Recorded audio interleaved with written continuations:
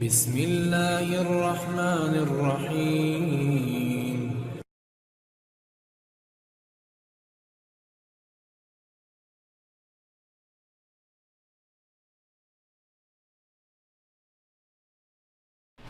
السلام عليكم ورحمة الله وبركاته.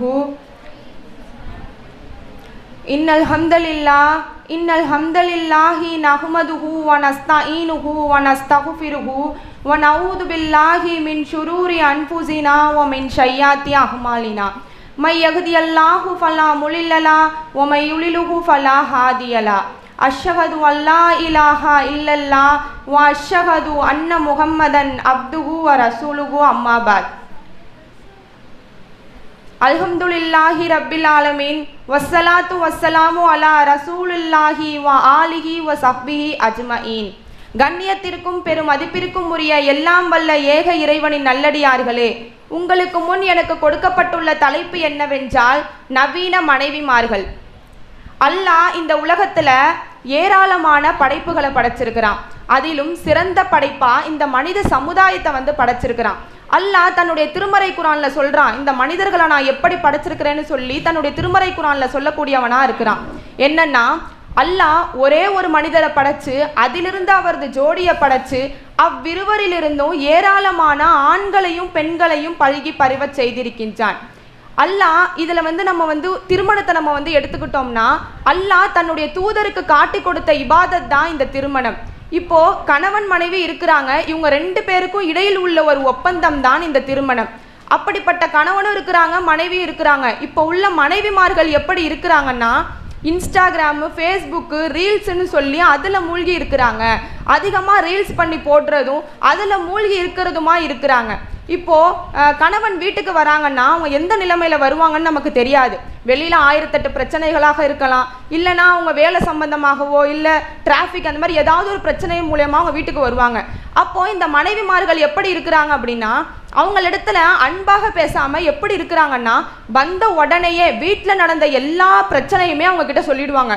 உங்கள் அம்மா இப்படி பண்ணுறாங்க, உங்கள் அத்தா இப்படி பண்ணுறாங்க, என்னால் இந்த வீட்டில் இருக்க முடியாது, தனி கொடுத்தன போயிடலான்னு சொல்லி அவங்க கிட்ட சொல்லக்கூடியவங்களாக இருக்கிறாங்க. இன்னும் சில மனைவிமார்கள் எப்படி தெரியுமா இருக்கிறாங்க, வீட்டுக்கு வந்தோன்னே நமக்கு கணவர் எந்த நிலைமையில வருவாங்கலாம் நமக்கு அதை பற்றிலாம் கவலை கிடையாது. நம்ம வந்தோடனே கப்புள் டான்ஸு, கப்புள் வீடியோ, நம்ம யூடியூப்ல ட்ரெண்ட் ஆகணும்னு சொல்லி இப்படி இருக்கக்கூடியவங்களாக இருக்கிறாங்க. இன்னும் சில மனைவிமார்கள் எப்படி இருக்கிறாங்கன்னா, ட்ரெண்டிங்னு சொல்லி அதன் பக்கம் செல்லக்கூடியவங்களாக இருக்கிறாங்க. இன்னும் கணவன் எங்கே நம்மளை சமைக்க சொல்லிடுவாங்களோ, நம்மளை வேலை செய்ய சொல்லிடுவாங்களோன்னு நினச்சிக்கிட்டு, எனக்கு சமைக்கலாம் தெரியாது, எனக்கு சமைக்கிறதெல்லாம் வரவே வராது, அதனால் நீங்கள் நான் சமைச்சானா நீங்கள் சாப்பிடவே மாட்டீங்க, அதனால் நம்ம ஆர்டர் பண்ணி சாப்பிட்டுக்கலாம், இருக்கவே இருக்குது ஸ்விக்கி ஜொமேட்டோ, அதில் நம்ம ஆர்டர் பண்ணி சாப்பிட்டுக்கலான்னு சொல்லி சொல்லக்கூடியவங்களாக இருக்கிறாங்க. ஆனால் நபி ஸல்லல்லாஹு அலைஹி வஸல்லம் அவங்களுடைய மகளான ஃபாத்திமா அலி எப்படி இருந்தாங்க, சற்று சிந்திச்சு பார்க்கக்கூடியவங்களாக இருக்கணும். அப்போ அவங்க ஃபாத்திமா அலிக்கு அதிகமாக வேலை செஞ்சு கையெல்லாம் காப்பு காய்ச்சி போயிடுது. அப்போது தன்னுடைய தந்தை இடத்துல கேட்குறாங்க, இந்த மாதிரி நீங்கள் நிறையா அடிமைகள் வச்சுருக்கீங்கல்ல, அதுலேருந்து எனக்கு ஒரு அடிமையை கொடுங்க, என்னால் வேலை செய்ய முடியல, ரொம்ப கஷ்டமாக இருக்குது அப்படின்னு சொல்கிறாங்க தன்னுடைய தந்தை இடத்துல. அப்போது ரசூல்லா சொல்கிறாங்க, இதை விட நான் உனக்கு சிறந்ததை சொல்லட்டுமான்னு சொல்லி அழகான திக்ரை தான் கற்றுக் கொடுத்தாங்க. அப்போது இப்போ உள்ள மனைவிமார்கள் எப்படி இருக்கிறாங்கன்னா, ஒரு லக்ஸூரியஸான ஒரு லைஃப் ஸ்டைலை வாழ்ந்துக்கிட்டு இப்படி கணவனை அதிகாரம் செலுத்தக்கூடியவங்களாக இருக்கிறாங்க. முன்னாடி உள்ள காலகட்டத்திலலாம் கணவன் தான் மனைவி அதிகாரம் செலுத்துவாங்க. இப்போ உள்ள காலகட்டம் எப்படி இருக்குன்னா, மனைவி தான் கணவனை அதிகாரம் செலுத்துறாங்க. எப்படின்னா, கணவனை எப்படி சொல்றாங்கன்னா, நான் சொல்றது தான் நீ செய்யணும், நான் நினைச்சா மாதிரி தான் நீ இருக்கணும்னு சொல்லி இப்படி கணவனை அதிகாரம் செலுத்துறாங்க. நான் என்ன பண்ணாலும் நீ அதை பத்தி கேட்கக்கூடாது, நீ கேட்டினா உனக்கு நான் டிவோர்ஸ் தான் கொடுப்பேன்னு சொல்லி இப்படி சொல்றாங்க. இன்னும் என்னன்னா, சோசியல் மீடியால மனைவிகள் அதிகமாக மூழ்கி கிடக்குறாங்க. எப்படின்னா, அது என்னன்னா தகாத உறவுகள் மூலியமா, எப்படின்னா டிவோர்ஸ்ல போய் முடியுது. இப்போ திருமணம் பண்றாங்க, 10 நாளைக்கு சேர்ந்து வாழ்றாங்க, 11வது நாளும் டிவோர்ஸா தான் போய் முடியுது. கேட்டா கணவர் இடத்துல கூடிய பதில் என்ன தெரியுமா இருக்கு, அவர் என்ன சொல்றாருன்னா, என்னுடைய மனைவி என்கிட்ட பேச மாட்டேங்கிறா, போன்ல வேற யாருக்கிட்டே பேசுறா, என்கிட்ட அலங்காரத்தை காட்ட மாட்டேங்கிறா, வேற யாருக்கிட்டே அலங்காரத்தை காட்டுறா அப்படின்னு சொல்லி இப்படிதான் சொல்லக்கூடியவங்களாக இருக்கிறாங்க.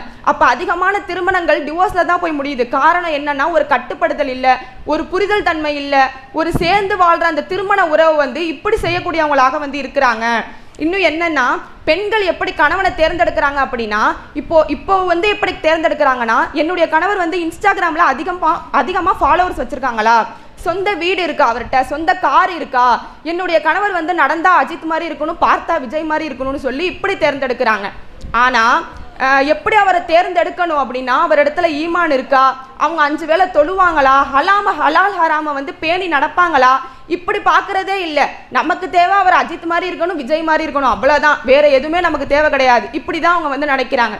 ஆனால் குற்றவாளிகளை நோக்கி கேள்வி கேட்கப்படும். அப்போ வந்து நரகத்தில் உங்களை தள்ளியது எது, மா சலக்கக்கும் பிசக்கர், உங்களை நரகத்தில் தள்ளியது எதுன்னு சொல்லி கேட்பாங்க. அப்போ சொல்லுவாங்களாம், காலு லம்னக்கும் மினல் முசல்லின், நாங்கள் வந்து தொழுவோராக இருக்கவில்லை, வலம் நக்கு நுத்திமுல் மிஸ்கின், நாங்கள் வந்து ஏழைகளுக்கு உணவளிப்போராக இருக்கவில்லைன்னு சொல்லுவாங்களாம். நல்லா கவனிக்கணும். நரகத்தில் அவங்க வந்து உங்களை எதை தள்ளியதுன்னு சொல்லி கேட்பாங்க. அப்போ வந்து நரகவாசல் சொல்லக்கூடிய பதில் எப்படி இருக்குன்னு பாருங்க. நாங்கள் தொழுவோராக இருக்கவில்லை, நாங்கள் ஏழைகளுக்கு உணவளிப்போராக இருக்கவில்லைன்னு சொல்லுவாங்களாம்.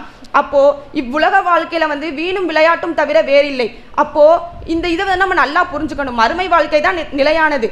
அப்போ இவ்வுலகத்தில் உள்ள வீணும் விளையாட்டுல மூழ்கி இதுல நாங்க வந்து வீணானதுல இருந்ததுனால தான் நாங்க இந்த நரகத்துல இருக்கிறோம்னு சொல்லக்கூடியவங்களாக வந்து இருப்பாங்களாம். இன்னும் நபி ஸல்லல்லாஹு அலைஹி வஸல்லம் அவங்களுடைய மனைவிமார்கள் எப்படி இருந்தாங்கன்னு சற்று சிந்திச்சு பார்க்கக்கூடியவங்களாக இருக்கணும். ஒரு தடவை என்ன ஆகுதுன்னா, ரசூலுல்லாவுக்கு வஹி வர நெருக்கமான இருந்த அந்த டைம்ல என்ன ஆகுதுன்னா, தனியா வணக்கங்கள் புரியணும்னு சொல்லி ரசூலுல்லாஹ் வந்து என்ன பண்றாங்கன்னா, ஹிரா குகையில போய் தங்கி இருக்கிறாங்க. அப்போ கத்திஜா அலி அவங்களுடைய மனைவி என்ன பண்றாங்கன்னா, ரசூலுல்லாஹ் வந்து தங்கியிருக்கிறதுக்கு தேவையான அனைத்து உணவுப் பொருட்களையுமே செஞ்சு கொடுப்பாங்க. அப்போ உணவுப் பொருட்கள் முடிஞ்சிருச்சுன்னா மறுபடியும் ரசூலுல்லாஹ் வந்து தன்னுடைய மனைவியான கத்திஜா அலி கிட்ட தான் திரும்பியும் வருவாங்க. அப்போ வந்து அவங்க தேவையான உணவெல்லாம் எடுத்துட்டு போயிடுவாங்க. அப்படி முடிஞ்சாலும் கத்திஜா அலி போய் உணவெல்லாம் எடுத்துக்கிட்டு ரசூலுல்லாஹ்வுக்கு செஞ்சுட்டு போய் கொடுப்பாங்க. அப்போ கத்திஜா அலியை விட ரசூலுல்லாஹ் விட கத்திஜா அலி வந்து வயதில் அதிகம் பெரியவங்க. அப்போ இப்போ நம்ம 20 வயசுல இருக்கிறோம் அப்படின்னா நமக்கு வந்து இந்த சாதாரணமா வேலை செஞ்சாலே நம்மளால முடியாது. ஆனா அப்பேற்பட்ட பாலைவனத்துல அந்த வெயில்ல தன்னுடைய கணவருக்காக அவங்க வந்து உணவு எடுத்துக்கிட்டு போயிருந்தாங்க. அப்போ இதுல இருந்து நமக்கு தெரியுது பாடம் என்ன, அவங்க வந்து தன்னுடைய கணவரத்துல எப்படி வந்து பாசத்தை செலுத்தியிருக்காங்க, அவங்களை எப்படி அரவணைச்சிருக்காங்கன்னு பார்க்க முடியுது. இன்னும் என்னன்னா, ஒரு தடவை வந்து ஜிப்ரீல் அலைஹி வஸல்லம் அவங்களுடைய உண்மையான தோற்றத்துல வந்து ரசூலுல்லாஹ் வந்து பார்த்துருவாங்க. அப்போ ரொம்ப பயந்துடுவாங்க ரசூலுல்லாஹ். அப்போ வந்து ஜிப்ரீல் அலைஹி வஸல்லம் என்ன பண்ணுவாங்கன்னா, ரசூலுல்லாஹ்வை கட்டி அணைச்சு சொல்லுவாங்க, நீங்க வந்து ஓதுங்க, இருக்க கட்டி அணைச்சு சொல்லுவாங்க, நீங்க ஓதுங்க அப்படின்னு சொல்லிட்டு ரசூலுல்லாஹ் சொல்லுவாங்க, எனக்கு ஓத தெரியல அப்படிம்பாங்க. 2வது தடவையும் சொல்லுவாங்க, நீங்க ஓதுங்க அப்படிம்பாங்க. அப்போ வந்து சொல்லுவாங்க ரசூலுல்லாஹ் இல்லை எனக்கு ஓத தெரியாது அப்படிம்பாங்க. 3வது தடவை சொல்லுவாங்க, அல்லாஹ்வின் பெயரை கொண்டு நீங்க ஓதுங்க அப்படிம்பாங்க. அப்போ வந்து ரசூலுல்லாஹ் சொல்லுவாங்க, 96வது அத்தியாயத்தை எடுத்து ஓதுவாங்க. அப்போ ஓதிட்டு ரொம்ப பயந்த நிலைமையில வந்து வருவாங்க, தன்னுடைய மனைவி கத்திஜா அலி கிட்ட வருவாங்க. வந்தோடனே என்ன போர்த்துங்கன்னு சொல்லுவாங்க. அப்போ இப்போ உள்ள மனைவிமார்கள்ட்ட வந்து இப்போ கணவர் வெளியில போயிருக்கிறாரு, போன உடனேயே வெளியில வராங்க, ஏதோ பிரச்சனையா வெளியில வராங்க வீட்டுக்குள்ள அப்படின்னா மனைவி என்ன பண்ணுவாங்க, வந்தோடனேயே வாங்கங்க என்னங்க ஆச்சு, உங்களுக்கு என்ன ஆச்சு சொல்லுங்க அப்படின்னு சொல்லி கேட்பாங்களா? வந்தோடனே இவருக்கு ஒரு வேலையே கிடையாது, வெளியில போனா வம்பிழுக்காம வர மாட்டார், வந்து ஏன் உயிரை எடுக்கிறாரு அப்படின்னு சொல்லிட்டு இப்படி சொல்லக்கூடியவங்களாக தான் இருப்பாங்க. ஆனா அவங்களுடைய மனைவி கத்திஜா அலி எப்படி இருந்திருக்காங்க, ஒரு அரவணைப்போட தன்னுடைய கணவர் அந்த பயத்துல இருந்தோன்னே அவங்க வந்தோடனே அவங்க என்ன ஆச்சுலாம் கேட்கல, வந்தோடனே போர்த்துங்கன்னு சொல்லி போர்த்தி விட்டுட்டு அவங்க கிட்ட கேட்குறாங்க. அவங்க பயம் போனதுக்கு அப்புறம் தான் கேட்பாங்க, என்னன்னா உங்களுக்கு என்ன ஆச்சு அப்படின்னு சொல்லிட்டு கேட்பாங்க. அப்போ ரசூலுல்லாஹ் பயம்லாம் போனதுக்கு அப்புறம் சொல்லுவாங்க, இந்த மாதிரி நான் வந்து ஜிப்ரீல் அலைஹி வஸல்லம் உண்மையான தோற்றத்தில் நான் வந்து பார்த்துட்டேன் அப்படிம்பாங்க. அப்புறமா சொல்லுவாங்க, அல்லாஹ் மீது ஆணையாக அல்லாஹ் உங்களை ஒருபோதும் இழிவுபடுத்த மாட்டான், நீங்க வந்து உறவுகளை வந்து அனுசரித்து வாழ்றீங்க, நீங்க வந்து உண்மை பேசக்கூடியவங்களாக இருக்கிறீங்க, விருந்தினர்களை உபசரிக்கக்கூடியவங்களாக இருக்கிறீங்க, சிரமப்படுவோருக்கு நீங்க உதவி செய்யக்கூடியவங்களாக இருக்கிறீங்க, இன்னும் சோதனைகளுக்கு ஆளானவங்களுக்கு நீங்க உதவி செய்றீங்க, இப்படிப்பட்ட உங்களை வந்து அல்லாஹ் ஒருபோதும் இழிவுபடுத்த மாட்டான்னு சொல்லி அவங்க ரசூலுல்லாஹ்வுக்கு வந்து ஆறுதல் சொல்லக்கூடியவங்களாக இருந்திருக்காங்க. எப்பேற்பட்ட ஆறுதல்னு சற்று சிந்திச்சு பார்க்கக்கூடியவங்களாக இருக்கணும். இப்போ உள்ள மனைவிமார்கள் இந்த மாதிரி செய்வாங்களா சொல்லுங்க? அவங்க எப்படி செய்வாங்க அப்படின்னா, வந்தோடனே ஏசக்கூடியவங்களா தான் இருப்பாங்க. அப்படிப்பட்டதா இருக்குது இப்போ உள்ள நிலைமை. இன்னும் என்னன்னா, கத்திஜா அலி மரணம் அடைஞ்சதுக்கு அப்புறம் ரசூலுல்லாஹ் வந்து கத்திஜா அலியை பத்தி சொல்றாங்க, தன்னுடைய மனைவியை பத்தி சொல்றாங்க. எப்பேற்பட்டதா இருக்குன்னு பாருங்க. என்னுடைய மனைவி வந்து எல்லாருமே இந்த மக்கள்லாம் என்னை நிராகரித்த பொழுது என்னுடைய மனைவி வந்து என்னை வந்து அரவணைச்சாங்க, இந்த மக்கள்லாம் என்னை பொய்யென சொல்லும் போது அவங்க கத்திஜா அலி வந்து என்னை உண்மைப்படுத்தினாங்க, மக்கள்லாம் என்னை ஒதுக்கிய பொழுது கத்திஜா அலி தனது செல்வத்தில் வந்து என்னை சேர்த்து கொண்டாங்க, அல்லாஹ் அவர் மூலியமாகத்தான் எனக்கு குழந்தைகளை கொடுத்தான்னு சொல்லி தன்னுடைய மனைவியை பற்றி சொல்லக்கூடியவங்களாக வந்து இருக்கிறாங்க. அப்போ எப்பேற்பட்டதா இருக்கு சற்று சிந்திச்சு பார்க்கக்கூடியவங்களாக இருக்கணும். இன்னும் என்னன்னா, ஜிப்ரீல் அலைஹி வஸல்லம் அவங்க வந்து நற்செய்தி கூறுறாங்க, நம்ம கத்திஜா அலிக்கு வந்து நற்செய்தி கூறுறாங்க. என்னன்னா, அவங்களுக்கு வந்து முத்தாலான மாளிகை இருக்குது, அவங்களுக்கு சொர்க்கத்துல வந்து முத்தாலான மாளிகை இருக்குன்னா அவங்களுக்கு நற்செய்தி கூறுங்க, அங்க வந்து சிரமமோ வீண் கூச்சலோ எதுவுமே இருக்காது அப்படின்னு சொல்லிட்டு சொல்றாங்க. இன்னும் என்னன்னா, நம்ம அதிகமான பிரார்த்தனைகளை செய்யக்கூடியவங்களாக இருக்கணும். அல்லாஹ் சொல்றான், இறையற்றவாதிகளோட பிரார்த்தனை எப்படி இருக்குன்னு சொல்றான் பாருங்க. வல்லதீன யக்கூலூன ரப்பனா, அவர்கள் கூறுவார்கள், இறைவா ஹப்லனா மின் அஸ்வாசினா, எங்களுடைய மனைவிகளிடத்திலும், துர்ரியாத்தினா, எங்களுடைய வழி தோன்றல்களிடத்திலும், குர்ரத்தாயினு, எங்களுக்கு வந்து கண் குளிர்ச்சியை தருவாயாக. இன்னும் என்னன்னா, வஜால் நாளில் முத்தகீம இமாமா, எங்களை இறையற்றவாதிகளுக்கு முன்னோடி ஆக்குவாயாகன்னு சொல்லி நம்ம பிரார்த்தனை செய்யக்கூடியவங்களாக இருக்கணும். ஆனா இஸ்லாம் வந்து நமக்கு வந்து எந்த ஒரு தலைமைத்துவத்தையும் விரும்ப சொல்லல. ஆனா எதுல தலைமைத்துவத்தை விரும்புன்னு சொல்லுதுன்னா, இறையற்றவாதிகளுக்கு நீ முன்னோடியா இருன்னு சொல்லி நமக்கு கத்து கொடுக்குது. இப்படி தலைமைத்துவத்தை வந்து விரும்புன்னு சொல்லி நமக்கு அழகான துவாவை கத்து கொடுக்குது. அப்போ கணவனா இருந்தாங்கன்னா மனைவி எனக்கு கண் குளிச்சியை தான் சொல்லி கேட்கணும். இப்ப வந்து மனைவியா இருந்தாங்கன்னா என்னுடைய கணவரை கண் குளிச்சியை தான் சொல்லி கேட்கணும். இப்படிப்பட்ட துவாவை நம்ம செய்யக்கூடியவங்களாக இருக்கணும். எனவே நாமும் இந்த துவாவை அதிகமாக செய்யணும், கணவனுக்கு கட்டுப்பட்டு நடக்கணும். இன்னும் என்னன்னா, ரசூல்லா வந்து ஒரு தடவை என்ன பண்றாங்கன்னா, ஒரு செய்தி அறிவிக்கிறாங்க. என்னன்னா, கைஸ் பின் சாதிர் அலி வந்து ஹியரா என்ற ஒரு ஊருக்கு வந்து செல்றாங்க. அப்ப அங்க செல்லும் பொழுது என்ன ஆகுதுன்னா, அங்க உள்ள மக்கள் எல்லாமே அவங்களுடைய அந்த மன்னருக்கு வந்து சஜிதா செய்யறாங்க. அப்போ இதை பார்த்துட்டு இந்த கைஸ் பின் சாதிர் அலி நினைக்கிறாங்க மனசுக்குள்ள, சஜிதா செய்யறதுக்கு மிகவும் தகுதியான ஆள் வந்து ரசூல்லா தான், அப்ப ரசூல்லாவுக்கு தான் சஜிதா செய்யணும்னு சொல்லி உங்க மனசுல நினைக்கிறாங்க. அப்போ வந்து இந்த மாதிரி நபி ஸல்லல்லாஹு அலைஹி வஸல்லம் அவங்கள்ட்ட வந்து சொல்றாங்க, இந்த மாதிரி நான் வந்து நினைச்ச ரசூல்லா, இந்த மாதிரி நான் ஹியரா என்ற ஊருக்கு போனேன், அங்க வந்து உள்ள மக்கள் எல்லாமே அவங்களுடைய மன்னருக்கு சஜிதா செஞ்சாங்க, நீங்க தானே சஜிதா செய்யறதுக்கு வந்து தகுதியான ஆளு அப்படின்னு சொல்றாங்க.